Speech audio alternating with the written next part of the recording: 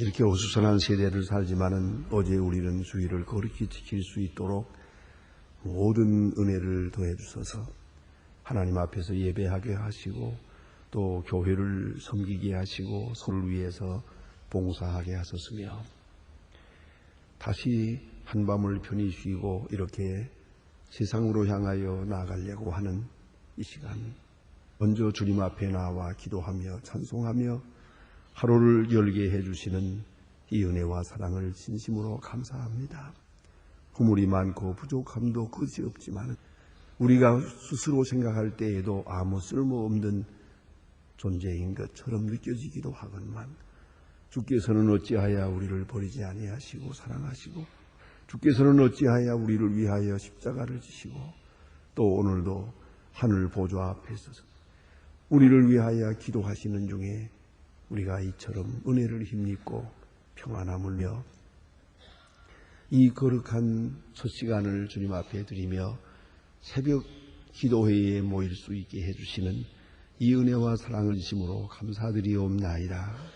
하나님 아버지, 당연히 이 자리에 있어야 할 사람이 있지 못하기도 하고 또 이 자리를 사모하면서 건강이 허락지 아니하여 나오지 못하는 사람도 많고 또한 많은 시험과 또 근심 걱정에 매여서 헤어나지 못하는 유감스러운 그런 나약한 심령도 많이 있건만 하나님이여 오늘 우리에게 이렇게 은혜 주셔서 거룩한 시간, 거룩한 장소에서 기도하게 하시고 주님의 고난과 십자가를 바라보면서 찬송하게 하시오니 진심으로 감사하옵나이다.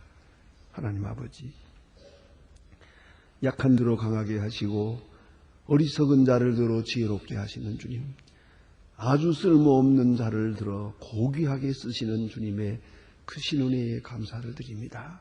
오늘도 주의 손에 붙들려 소중하게 쓰여지며 주의 영광을 목적 삼고 살게 하시고 잠시도 우리 마음에 어두운 그림자가 없게 하시고 밝은 마음으로 영원한 하늘나라를 지향하면서 감사 찬송하고 성전문을 나갈 수 있고 찬송하며 하루를 살게 하시고 감사 기도를 드리며 저녁을 마치게 해 주시옵소서. 하루하루가 아름답고 귀하게 하나의 귀한 작품이 완성되는 것처럼 소중한 지내지게 하시고 소중한 시간들로 보내지게 하옵소서.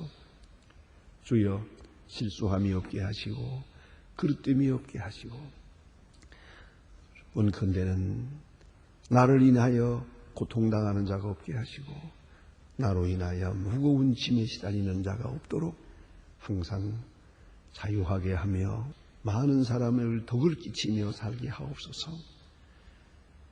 위로받기보다는 위로하게 하시고 섬김을 받기보다 섬기며 살게 하옵소서. 어떤 모로든지 베풀며 섬기며 도우며 봉사하며 그렇게 살 수 있는 하루가 되게 하여 주시옵소서. 좋은 소식을 듣게 하시고 또 좋은 소식을 전할 수 있는 날이 되게 하시고 축제와 같은 은혜의 날이 되게 하여 주시옵소서. 오늘도 하나님의 말씀이 바르게 하시고 교회가 교회된 본분을 다하게 하옵소서. 우리가 도와야 할 자가 많고 세워야 할 일이 많습니다. 능히 감당할 수 있는 능력과 모든 은사를 더해 주시옵소서. 손이 비어서 해야 할 일을 못하는 일이 없게 하시고 열심이 부족하고 충성이 부족하고 재정이 부족해서 당연히 해야 할 일을 못하는 그런 일이 없게 하여 주시옵소서. 우리가 교회를 섬길 때 기쁜 마음으로 늘 감사한 마음으로 섬기게 하여 주시옵소서. 자비하신 주여, 이 나라를 주님 돌보아 주시옵소서. 하나님의 뜻이 이 땅에 이루어지기를 바랍니다. 지도자들이 존경받는 자들이 되고 온 국민이 신뢰할 수 있는 지도자들이 되게 하옵소서. 인간의 지혜나 능력, 정치력에 의지하지 않고 하나님 앞에 무릎을 꿇게 하사 온 국민이 감동을 받고 존경하면서 이 나라의 정책을 따라갈 수 있는 그러한 은혜를 허락해 주시옵소서.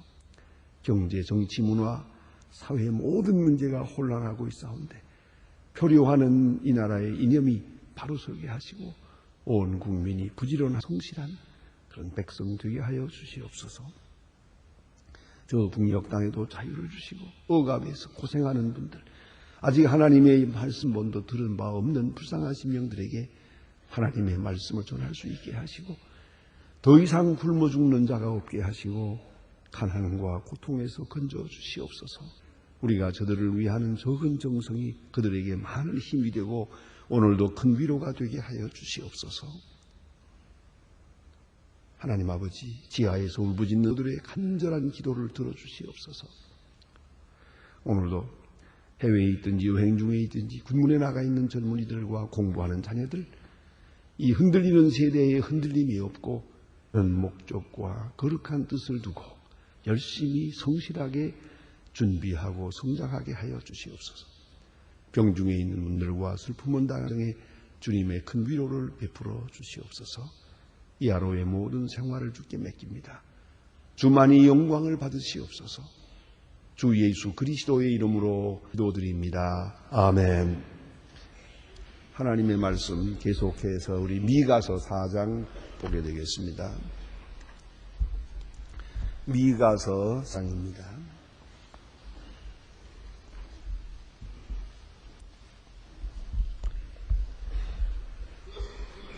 미가서 4장 오늘은 6절로부터 끝절까지 말씀을 보겠습니다.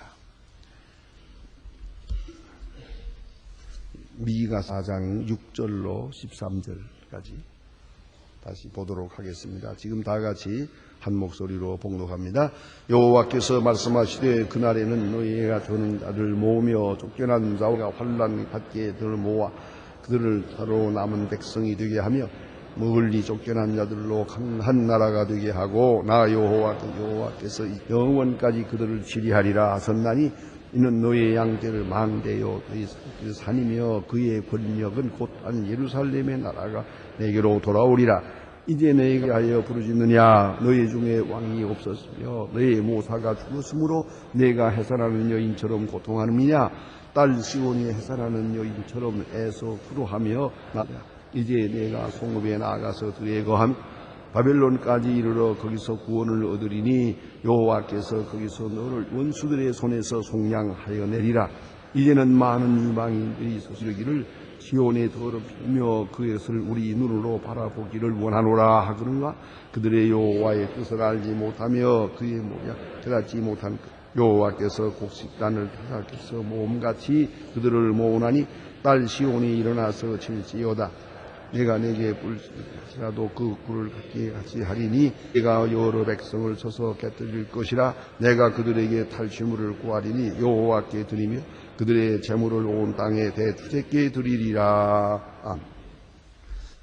오늘 4장 1절에서 우리가 이미 본 말씀을 다시 한번 생각해야 됩니다. 말일에 이르러는 여호와의 전이 꼭대기에 굳게 서며 그랬습니다. 말일에 있을 것을 말씀하고 있습니다. 미가서는 처음부터 죄인에 대한 심판, 또 죄악으로 타락한 민족에 대한 하나님의 무서운 저주가 기록되어 있었습니다. 그래서 많은 환난과 전쟁과 포로되는 사건들, 이러한 일들을 통해서 이스라엘의 죄악을 심판하실 것을 예언했습니다.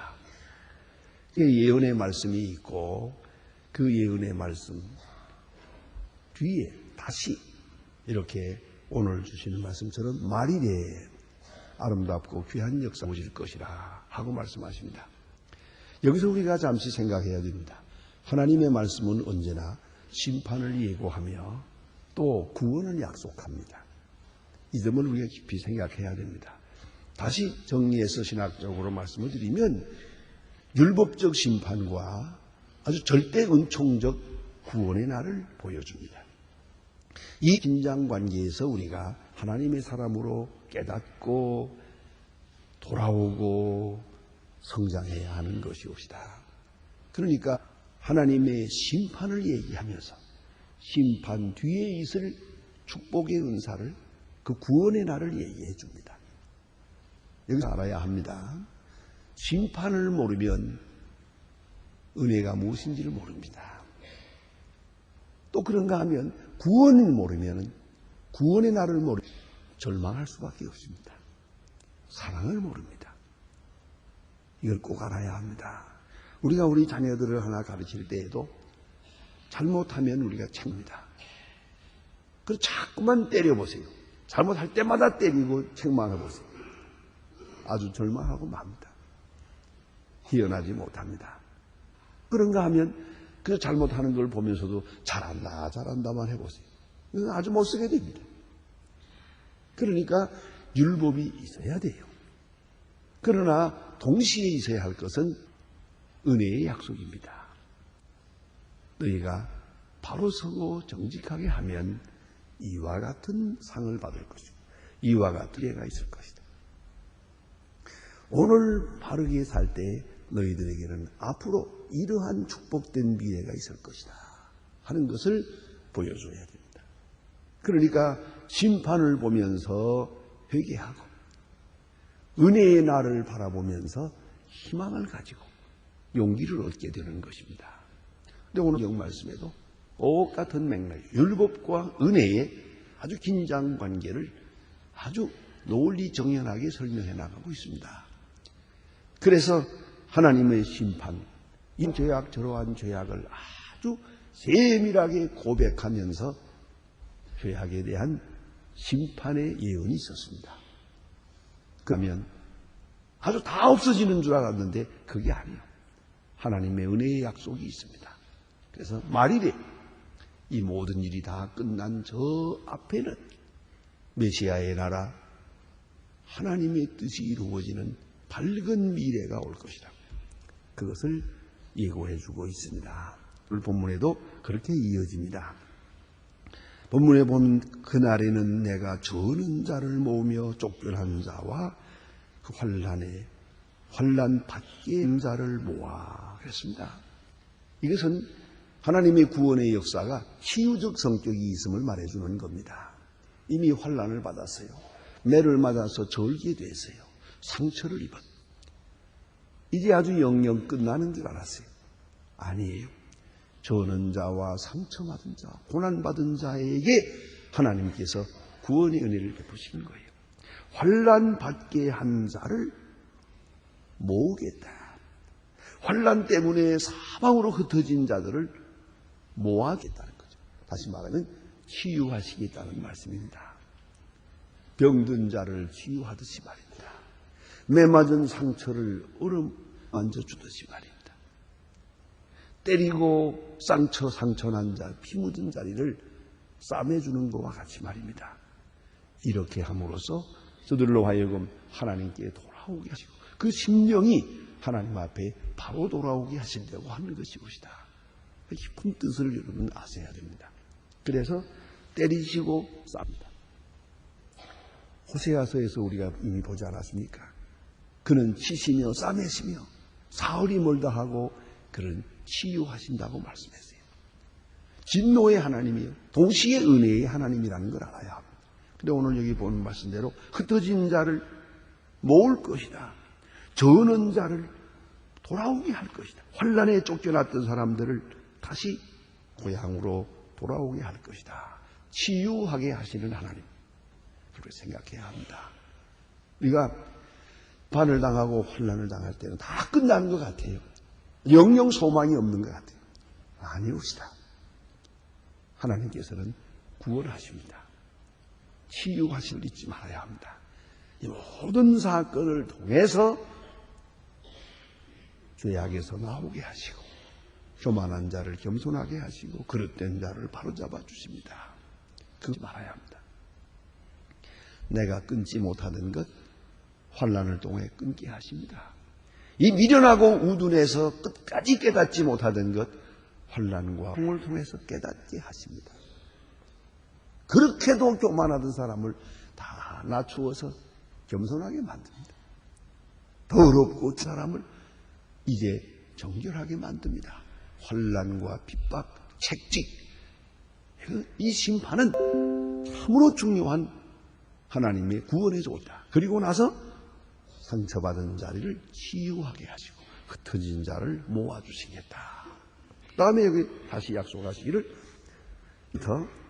이제부터 영원까지 그들을 치리하시리라 하셨나니. 치리하시리라 그랬어요. 치리하신다. 하나님이 시겠다는 겁니다. 이것을 하나님의 나라라고 말합니다. 하나님이 친히 다스리시는 나라입니다. 이게 바로 신정국가옵시다. 하나님이 친히 다스리는 거예요. 네오크레시입니다. 네오스는 하나님이라는 말이에요. 크레시는 다스린다는 말이에요. 그래서 우리가 데모크레시 하는 것처럼 네오크레시, 하나님, 신정국가를 말합니다. 하나님이 다스리는 거예요. 그러면 하나님이 친히 다스리고 우린 세상에 있는 이 무슨 제도나 정치나 하는 것은 그 하나님의 정의에 전부 심부름만 하는 것이옵시다. 그걸 잊지 말아야 돼요. 왕이 다스리는 것도 아니고 대통령이 다스리는 게 아니에요. 그 모두가 다 하나님 통치 앞 순종을 해야 되는 것이에요. 저는 가끔 아브라함 링컨에 대한 그런 기록을 볼 때마다 우리에게도 일이 있으면 얼마나 좋을까. 그리고 흠모할 때가 있습니다.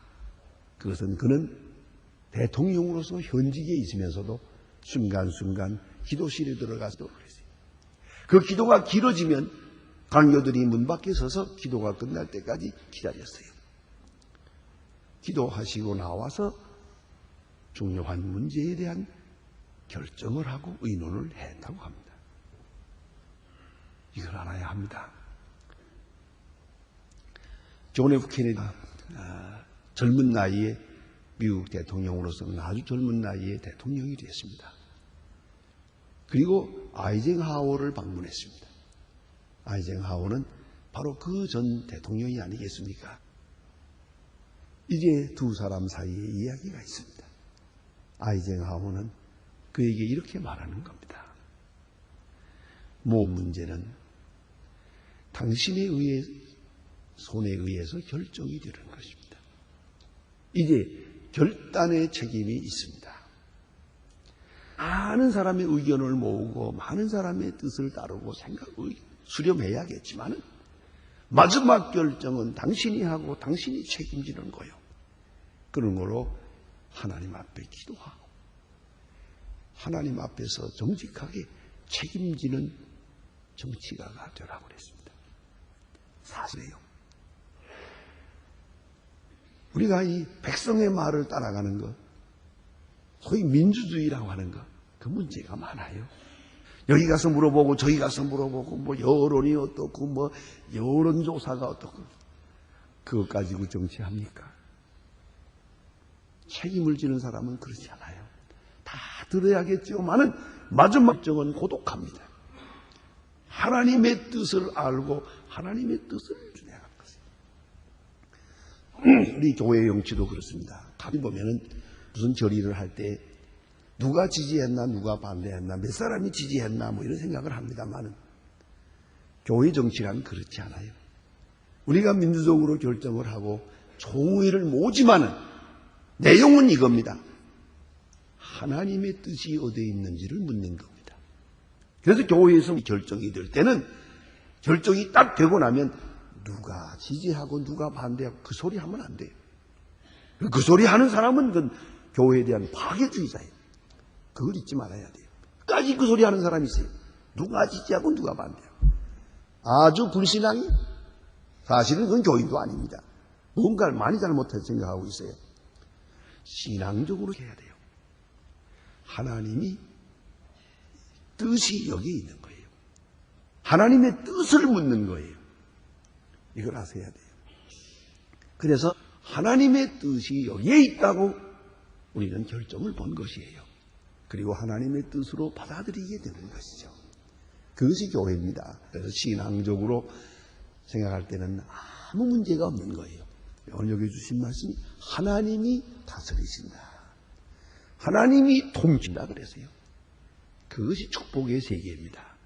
축복의 세계란 잘 살고 평등하고 번영하고 자유하고 모든 일이 있겠지만 그 근본은 한마디로 하나님이 치리하시는 거예요. 하나님의 통치가 온전하게 나타나는 곳이에요. 정치가도 하나님 앞에 순종하고, 백성도 하나님 앞에 순종하고, 사주도 하나님 앞에 순종하고, 노동자도 순종하고, 높은 사람 낮은 사람 할 것 없이 다 순종하는 거예요. 하나님의 뜻 앞에 순종해야 돼요. 그게 중요한 것이죠.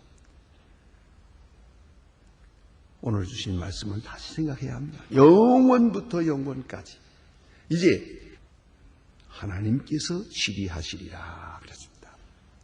또 한 가지는 좀 더 나아가서 오늘 본문을 자세히 보면은, 자, 이제 궁금한 게 있어요. 이렇게 된다 하더라도 워낙 깊이 죄에 빠졌고 워낙 깊은 타락 속에 있어요.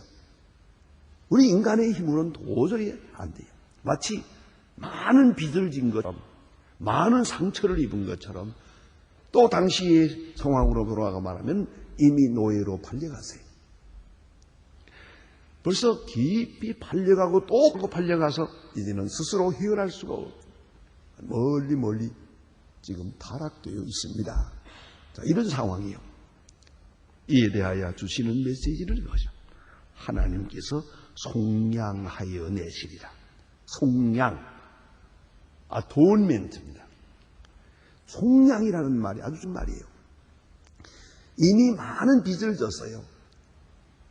이미 무거운 부채 속에 깊이 묻혀버렸어요. 이제 헤어날 길이 없어요. 속량.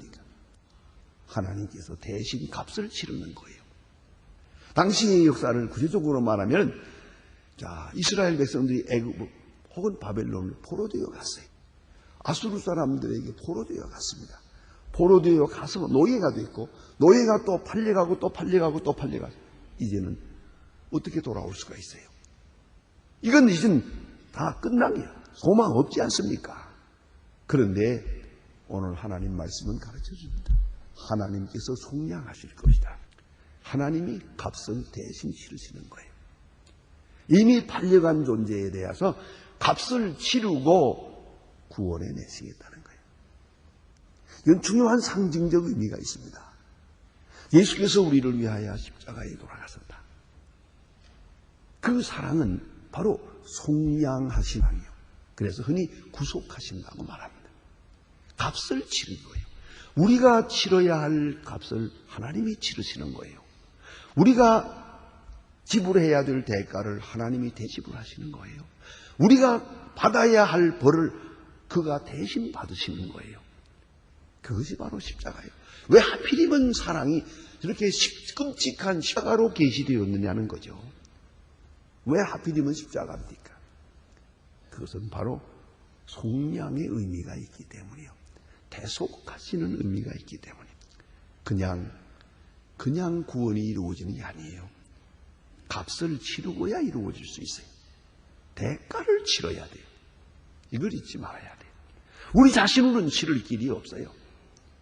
하나님이 값을 대신 치렀어요. 그래서 속량하여 치리라 그랬어요. 그 속량하시는 구원의 은혜를 믿는 것이 중요하고 받아들이는 것이 중요해요. 그렇기 때문에 우리는 의의가 없습니다만은 우리를 대신하여 죽으신 십자가를 바라볼 때 우리는 스스로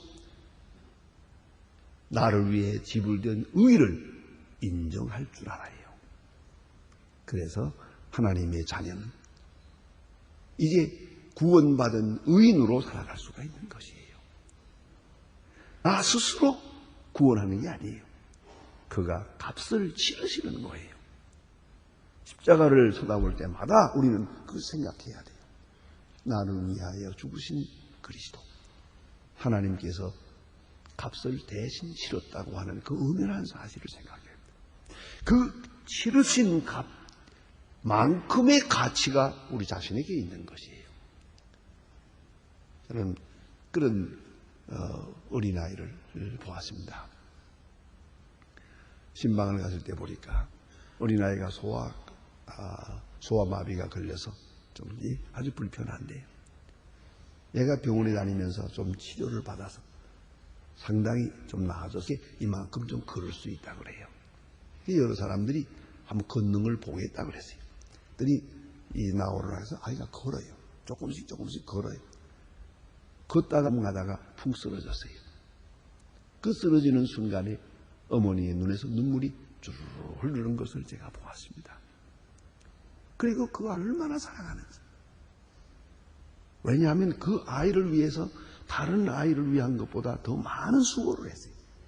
많은 기도도 했어요. 많은 시간도 보냈어요. 많은 아픔을 겪었어요. 그렇기 때문에 그 아이는 이 어머니에게는 더더욱 소중한 것이에요. 이걸 알아야 합니다. 주께서 우리를 위하여 죽으셨다는 사실은 바로 우리 자신의 가치가 얼마나 소중한 것을 평가해 주는 것이옵니다. 영영 구제받을 수 없는 사람입니다. 그러나 하나님 구원하실 때 치유하시고 치리하시고 속량하시는 거예요. 속량하셔서 구원하시는 거예요. 그 거룩 역사를 생각하며 오늘도 여러분 하루를 살면서 우리의 삶 자체를 소중히 여겨야 합니다. 우리의 건도 소중히 여기고 시간도 소중히 여기고 우리가 하는 직업도 하는 모든 일을 속량받은 자의 모습, 그 가치를 생각하면서 소중히 여기 그렇게 감사하며 살아가야 하는 것이옵니다. 기도하십시다.